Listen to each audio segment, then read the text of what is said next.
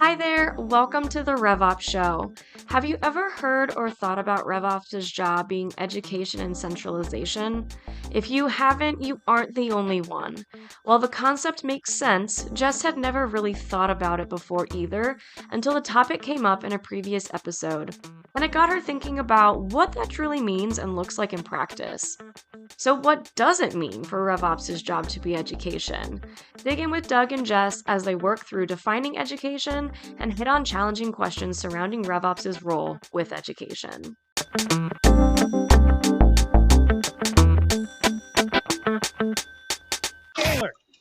Bestseller, Jess. This is our first RevOps show since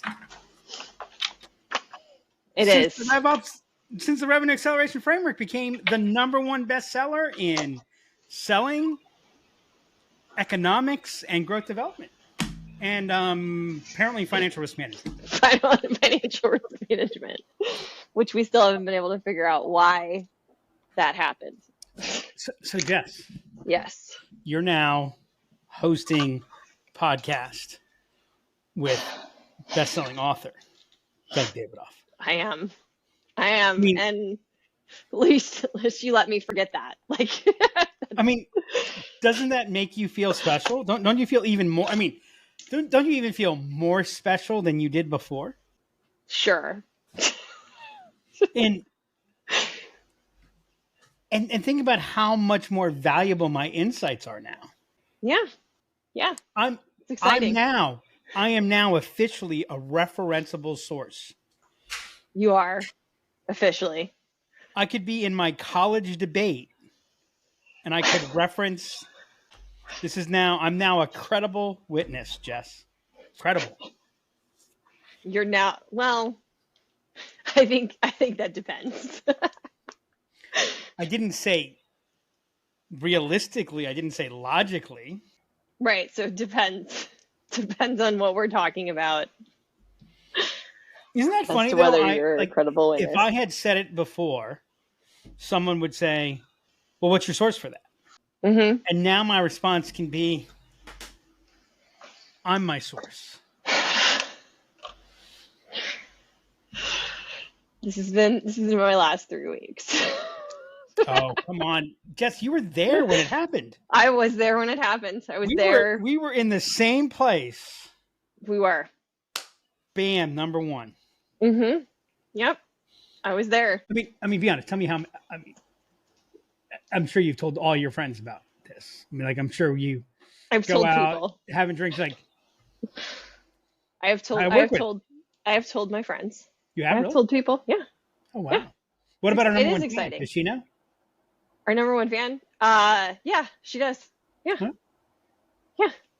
So did she say, "Wow, you work for a smart person. So proud of my daughter." Exactly. That's what she says. And you're leaving, and you're taking this aspect of a best-selling book to take half this week off. I am. I'm not leaving. I'm just not. I'm taking a couple of days off. I'm not going anywhere exciting or anything.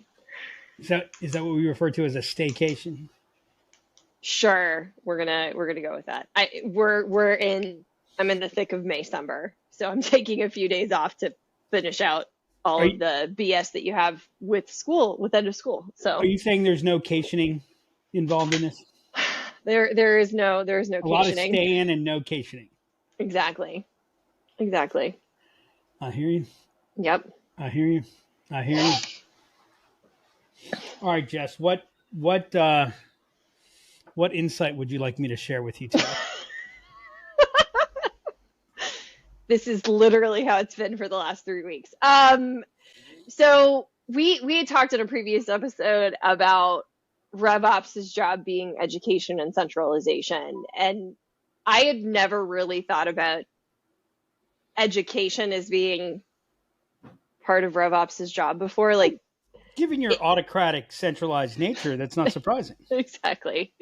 So what you're saying is the centralization part, that made sense very intuitively to you, but the education part, that was...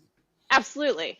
I mean, it makes sense, but I never really had given it a lot of thought. And so I wanted to dig in a little bit about what that means for RevOps' job to be education. Mm-hmm. Let's do So, that. That sounds like something fun. Does it sound fun, Doug? It does. So I started obviously thinking about the topic and then poking around doing some research, and some themes emerged as I was looking into this, and the top items that really came to the forefront in regards to what RevOps should be teaching were around, and I wanted to get your opinion on these. They were around sales process and methodologies, marketing strategies and campaigns, customer success and retention, CRM in general, which is the one piece that I went to with education, probably because that's CRM databases are where I always go. Data analytics and reporting, process optimization and automation, and compliance standards. So I guess where I want to start is when we think about RevOps as education, are those the places you go? Is that what RevOps should be educating their teams about? According to dictionary.com, here we go. Do you know what the top 2 definitions of education are? At least I think this is dictionary.com. What? The process of receiving or giving instruction. Mm-hmm. That's not a particularly useful receiving definition. Or giving instruction. Wow, great. Especially at a school or university. Uh-huh. As in a new system of public education. Yep. And the second one is one that I would never have thought of, but I actually think it's really good. Mm-hmm. An enlightening experience. Oh, yeah. So I have to ask you one question. Uh-huh. And I do not mean this as, there's no negative connotation to this question. Great. we're starting off real good here. Did you get this from ChatGPT? Some of it I got from ChatGPT, yeah. Because it feels very much like a Chat. So some of it I did get from ChatGPT. So candidly, there's not a lot about like RevOps taking a teaching point of view. There's not a lot about RevOps as education. So some of this was ChatGPT and some of this was just my own research. So I think it's like these answers are not wrong. Mm-hmm. You know, as I shared in the revenue acceleration framework. I'm sorry, in the best-selling revenue acceleration framework. Thank you. They're not right. Okay. They're not wrong, but they're not right. They're the type of answers that you get when you ask, what should RevOps teach? What should RevOps educate people on? So talk to me about how they're not right. What makes them not right? Because it's not how the world works. Okay, what do you mean by that? We're to teach sales process and methodologies. We're to teach marketing strategies and campaigns. We're to teach customer success, retention, educate on CRM, educate on data analytics and reporting. It's so that, I mean, it's what's wrong with going to school, Mm-hmm. right? You sit there and I'm taught, right? Yeah.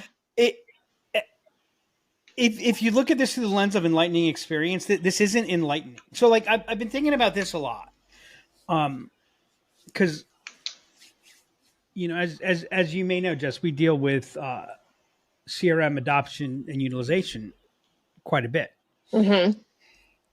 And there's lots of people that are, I mean, there's applications that are out to help reinforce learning management systems. And I'm like, you know what? If I need to teach you the CRM, Mm-hmm. it kind of feels like that's a problem. But if you don't teach me the CRM, how do I know how to use the CRM? So I would ask, I would refer to it differently. Mm-hmm. I would change the question. If you don't teach me the CRM, how do I learn it? Okay. Yeah. And I think this comes down to, can I teach you how to play tennis? Or, you know, let's go to, you know what that's from, Jess? It's Karate Kid. Oh yeah, that's right. Karate Kid right there, right? Can I teach you karate? Remember Karate Kid? It starts off, he's Wax on, wax Daniel, off. Yes. Well, no, Daniel's learning. He's got a karate book. Yeah. Oh, that's And right. he's Okay. learning karate by reading a book. Yeah. I'm not saying that you can't get, I'm not saying you don't get anything from that, but how do you learn karate? You learn karate by doing karate. How do you learn the CRM? You learn the CRM by doing the CRM. Right. And so if we're following the prime directive, Mm-hmm. and the business process is driving the use, how hard should teaching the CRM be? I mean, but it's like, this is where we get to the inverse friction principle. Mm-hmm. For those of you that don't know what that is, I refer to it twice in the best-selling book, Revenue Acceleration Framework. It is that the friction of a user's experience has an inverse relationship to the design that went into creating that experience. Mm-hmm. It's like if I'm, when you have Apple devices, right? I do. What do you think of the instruction manual that comes with every Apple device that you get? Is there an instruction manual There that comes isn't with one. it? Okay, I was going to say. You have me questioning that. You know why? Because you open it and you use it. You don't need one. Right? It works the way it should work. Now, Yeah. how do they get there? Mm-hmm. Lots of testing, lots of, Right. okay, let's see. Like, so every time I need to teach you something about, every time I need to bring in process compliance about, I should be looking at that through the lens of product, Mm-hmm. and identify that as a bug. Right. Right? That's a bug. That's that, what. Now, every now and then, a lot of times that's a one-off. Those things happen, right? This person, what's intuitive to one isn't intuitive to everybody. But again, in the way that you roll it out, in the way that you use it, I'm going to say in the way that you demonstrate it, but I don't mean demonstrate it in the way that we think about demos, right? Yeah. Demos, we do these really passive things, Mm-hmm. right? We've made demoing this really passive experience for people that's just boring and bad. And do you know what demos miss? I was going to wait to share this. I told you I had a fun angle on this. Yeah, you did. I don't know. What do demos miss? The demos that suck, which I think that's what, about 98% of demos, somewhere around there. Somewhere. Context. They have no context. Oh, okay. Yeah. Right. I mean, throw a user story at the beginning of a demo. The demos, you've improved the demo by at least a third. Mm-hmm. And probably more than that, because if you throw a user story at the beginning, you now kind of have to follow that user story for what you demo. What's the user story provide? It provides context. What does RevOps need to be teaching? All of this comes down, because my favorite we were going to get into, change management and adoption. Yep. Because I've been thinking a lot about, like, I'm increasingly, I'm wondering if I'm wrong about change management.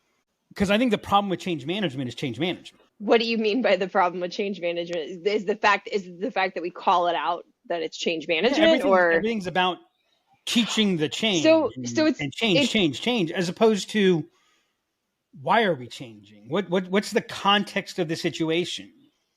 Well, so it's also interesting that you bring this up, because so we have a client who we're rolling out several different businesses on a new platform, and this latest group, they're moving.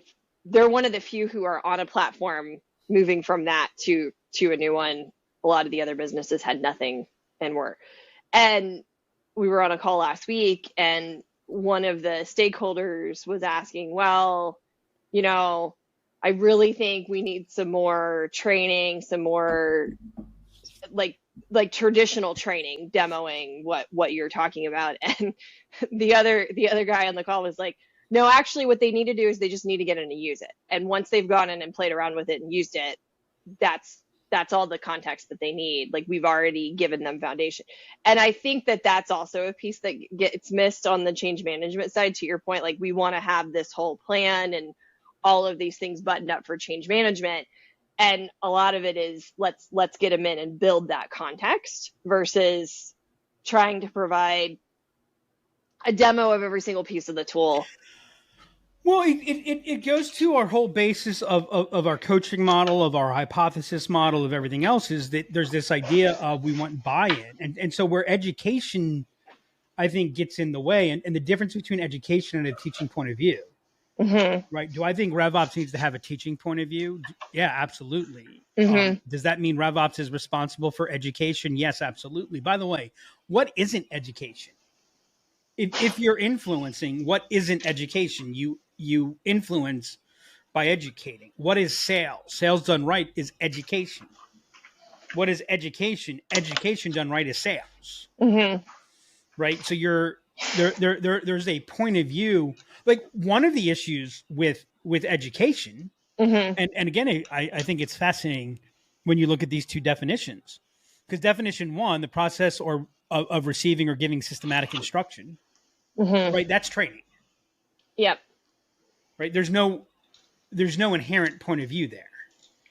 Yep. An enlightening experience, there's point of view there. Right. Right? Point of view is what gives me the head start. Point of view is nudge. Point of view gone wrong is sludge. Right. Sludge is negative friction. Yeah. So point of view makes it easier. Point of view is context, right? So we talk about why CRM. Well, the reason we need CRM is if we're gonna, things are happening so fast, so quickly, that we need to push the decision point as close to the activity as possible. Right?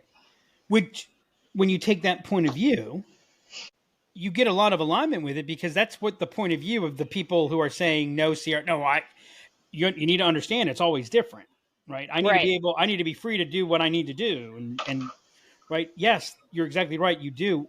For us to be able to do that. Right. For us to not have to put in these rules, for us not to have these arcane approval processes and thing, and low value deal desks and on. We need transparency, right? Which we need centralized information so we can decentralize execution. That's why we're doing this. So I think that why we're doing this, yes, and the other piece you hit on is what's in it for me. So I think that's the piece that gets lost sometimes, is like providing that context of what's the benefit to the user.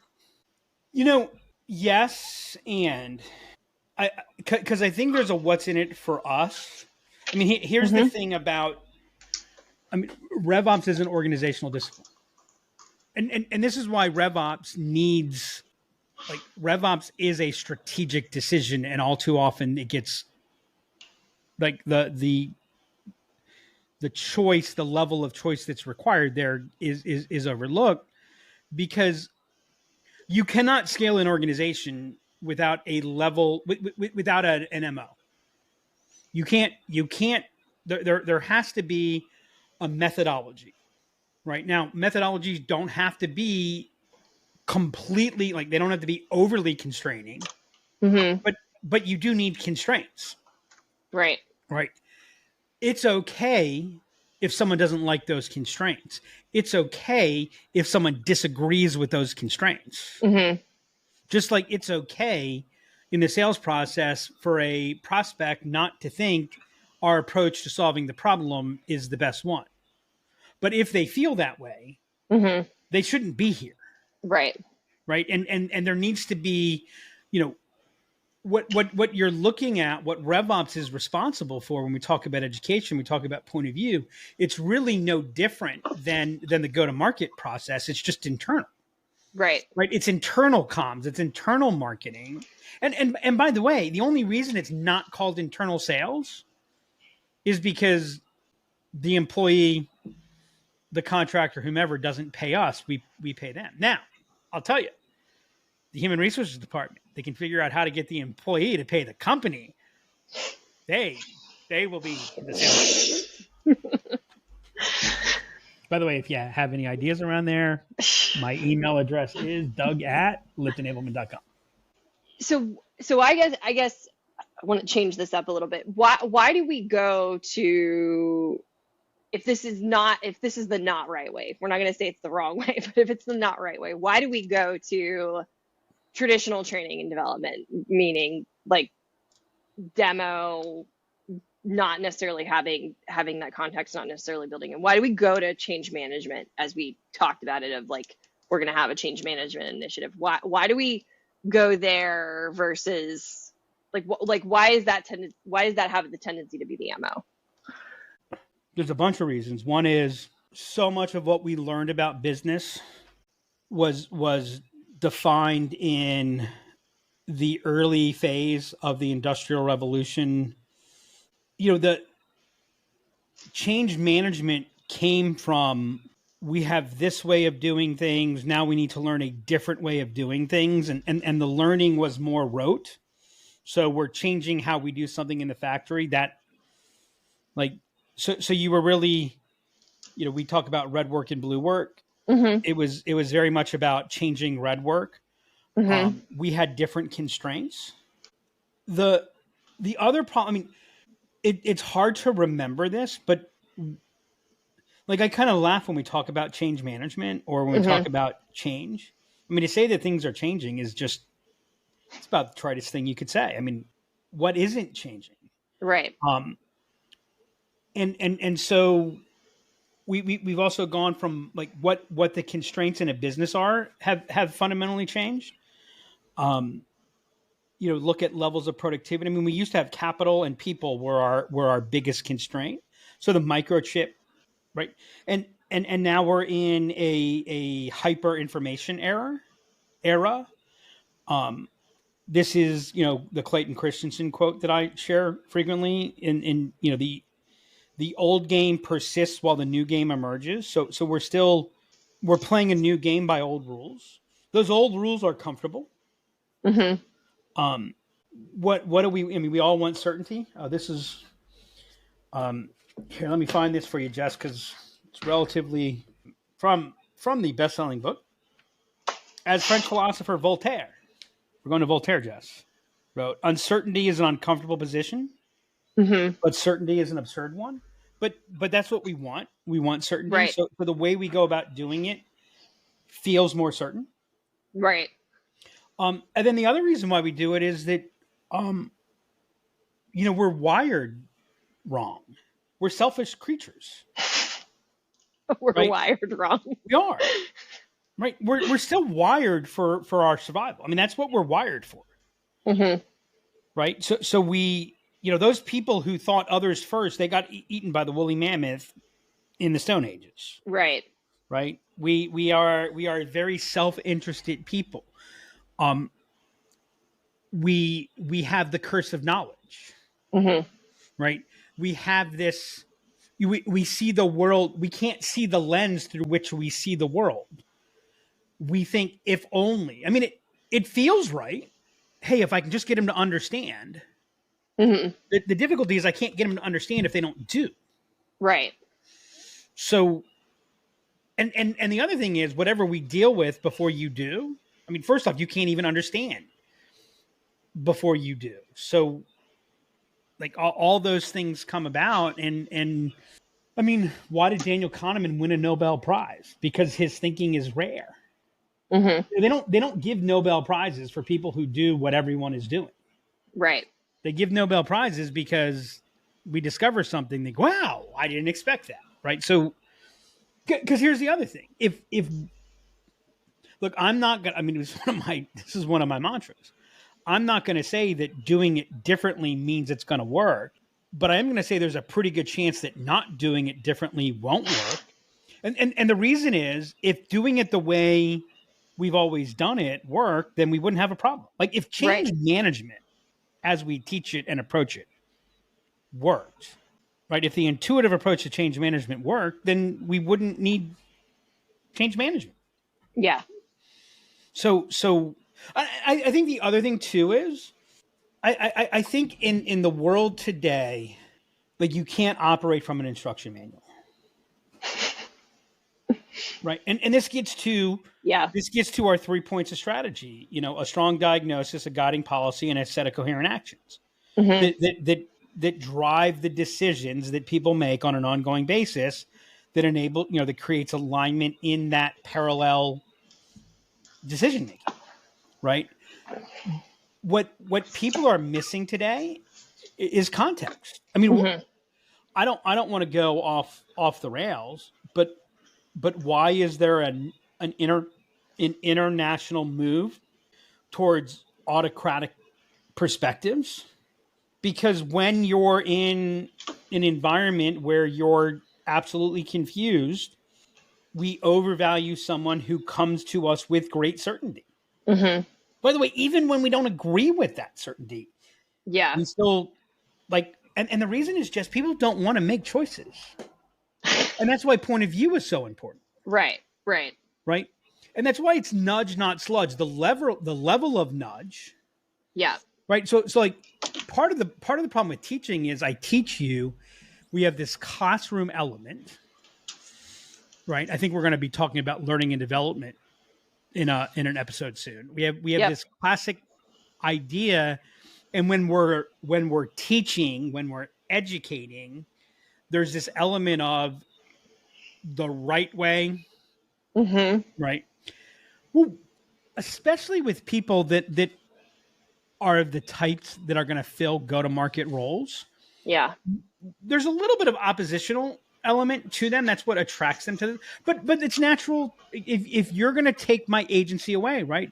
I mean, that's one of our other philosophies is agency is crucially important. So there's this element without even meaning to, we take agency away. Yeah. Whereas like here's the question. I can give you a fish or I can teach you how to fish, right? That old phrase, right? I can teach you how to do this, or I can teach you how to figure out how to do this. Yeah.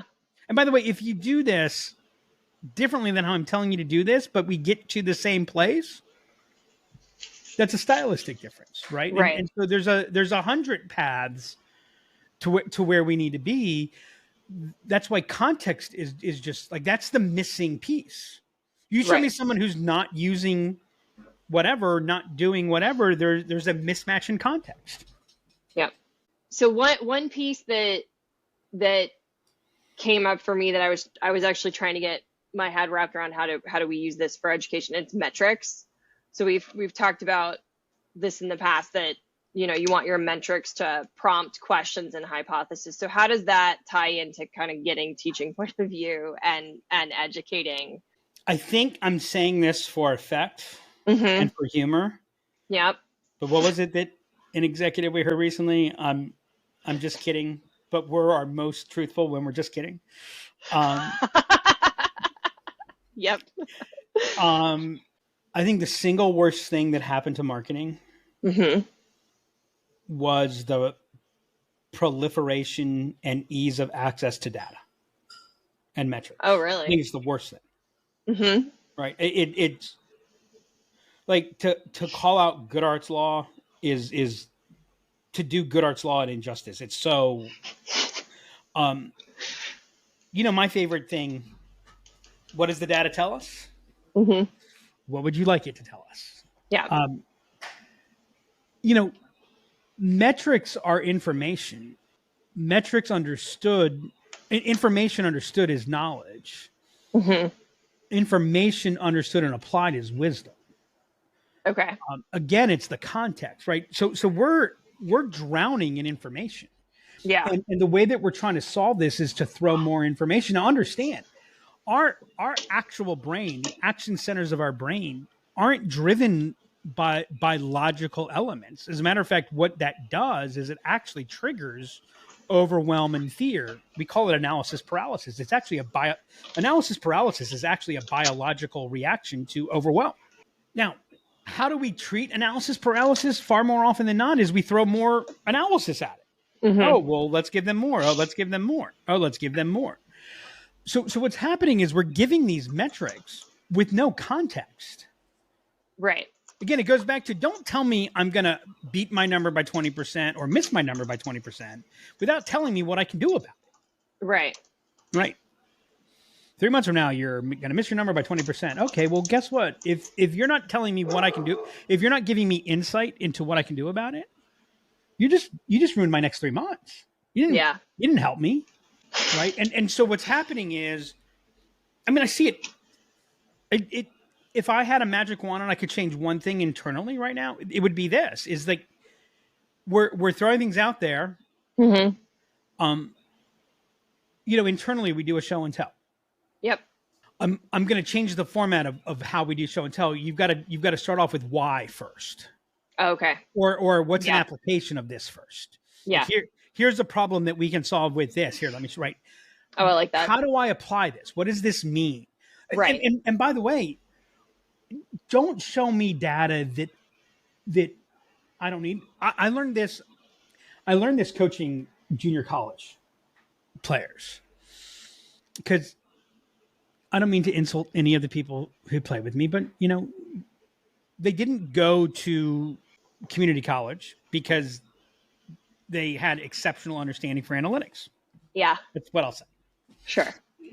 And we started, I mean, we actually had an analytics package that Division I teams and in 4-year and even the pros used.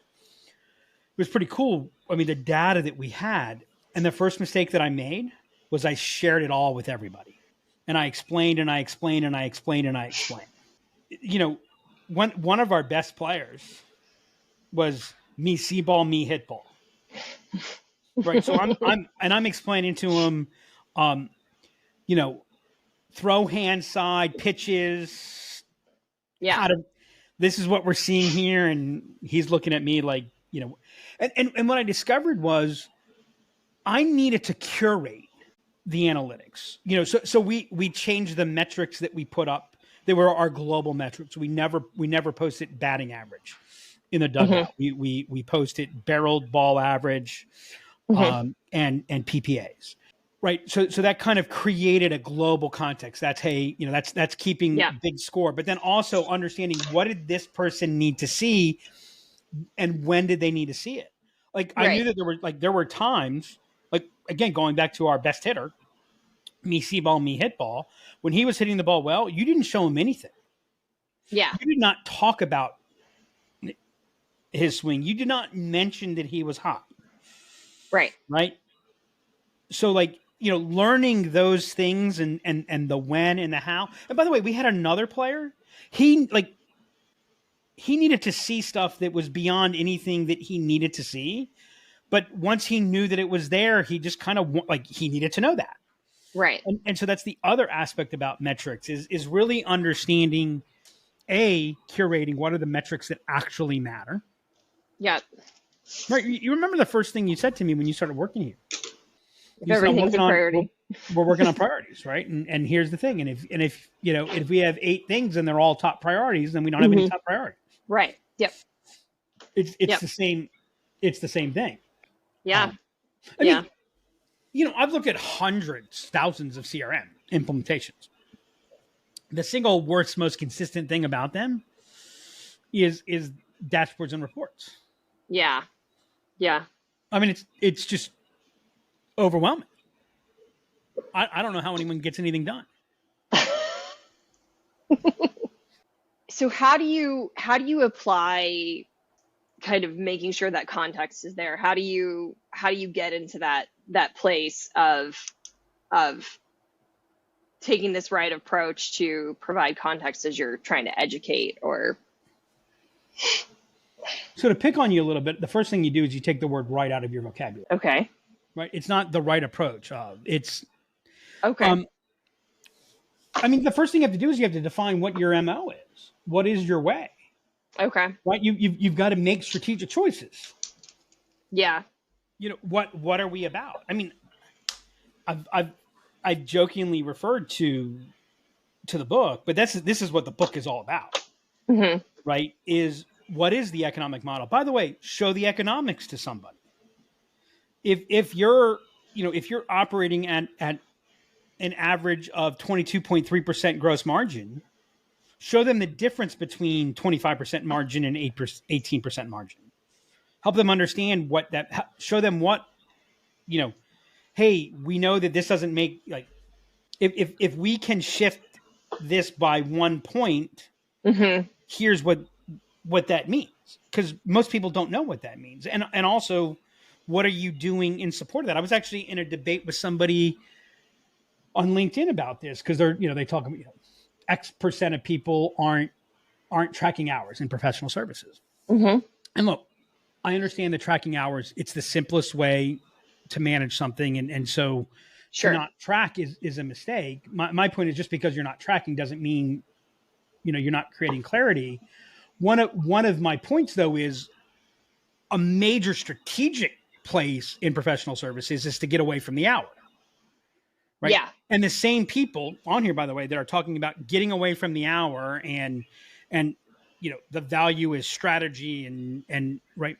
But then, so we do that to the market, right? Then we come in and we say, okay, we need to track hours. And then we wonder why there's a disconnect.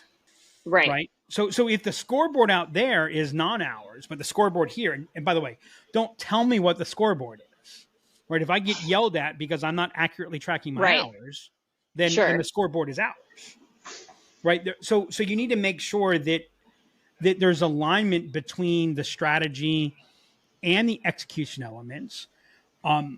You've got to get out of the right way. So, like, I had a point of view for hitting, right? I was absolutely an opposite field. Let the ball get deep. Let the ball travel.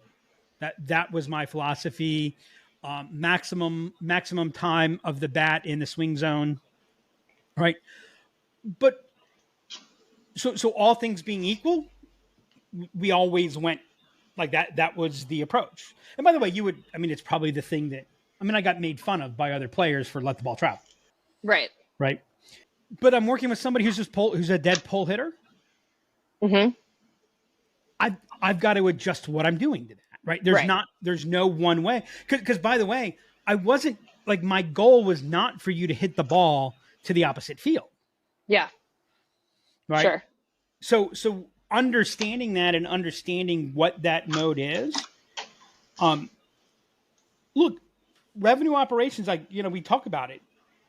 I talk about it in the book. It's a zone 2 discipline. It's an enablement zone discipline. It's a work on the business discipline. Revenue operations is the one that gets to have a holistic viewpoint. RevOps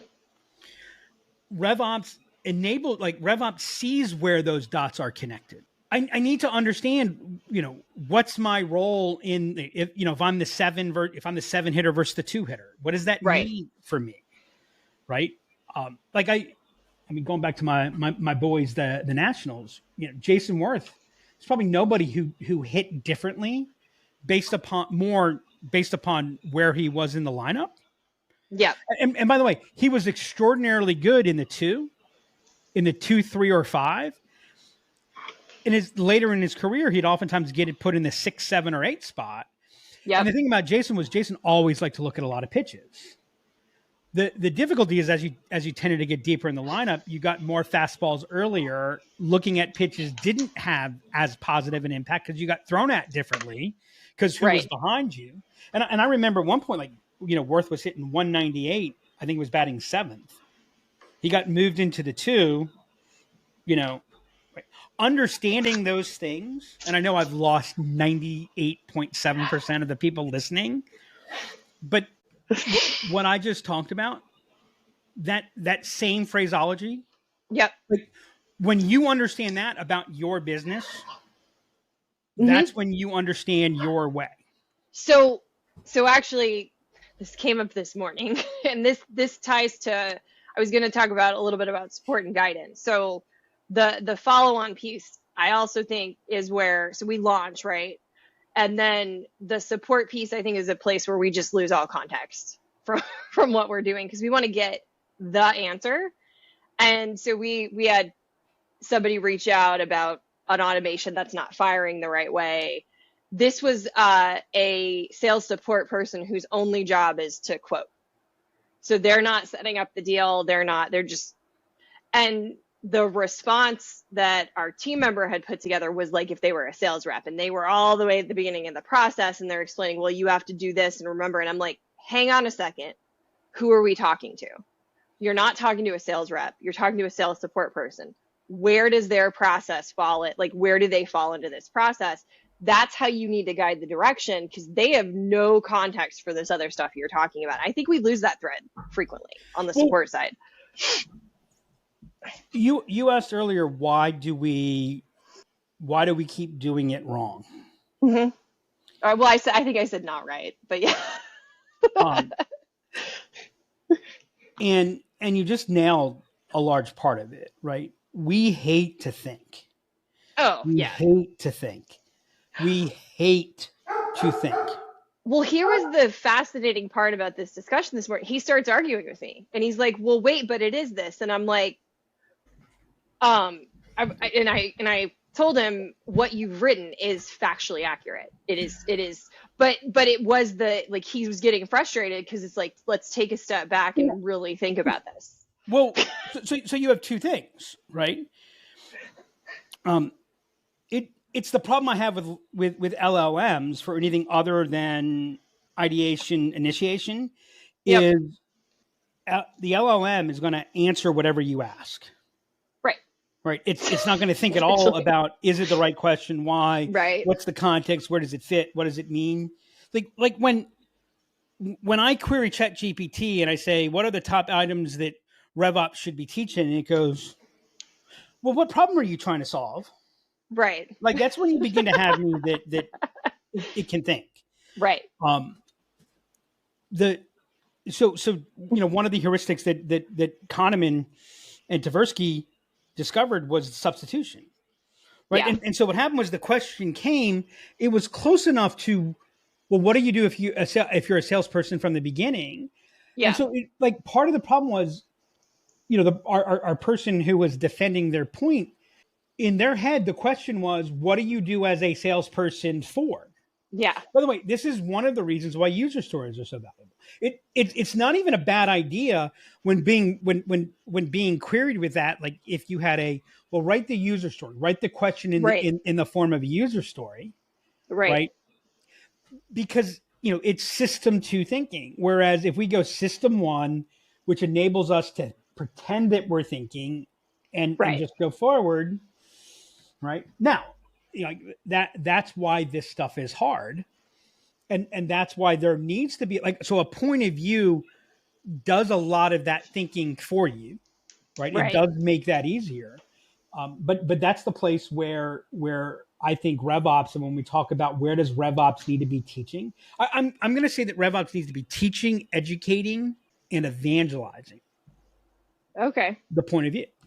Yeah. It's Golden Circle, Simon Sinek 101. People don't buy what you do, they buy why you do. Okay. Yeah. Right? Yeah. People don't care what you do, they care why you do. This is like, why are we doing? What is the problem we're solving? Why is this important? Yeah. And I think if folks can strive to get maniacally focused on what is the problem we're solving for, I got really obsessed with that for a period of time. I'm sure you were wholly aware of it. But that's actually what enabled me to get to that point of creating context. So if you can really focus on that aspect.